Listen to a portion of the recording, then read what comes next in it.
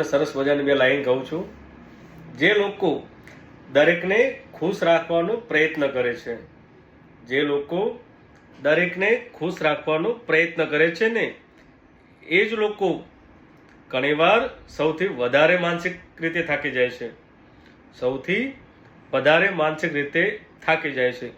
કારણ કે બધાની લાગણીઓ સમજતા સમજતા એક દિવસ પોતાની લાગણીઓ જ ભૂલી જાય છે. પોતાની લાગણીઓ જ ભૂલી જાય છે.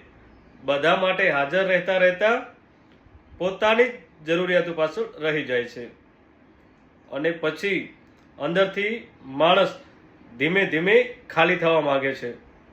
અને પછી અંદરથી માણસ ધીમે ધીમે ખાલી થવા માંગે છે. કારણ કે દરેકને સાચવતા સાચવતા એ જ પોતાને સાચવવાનું ભૂલી ગયો હોય છે.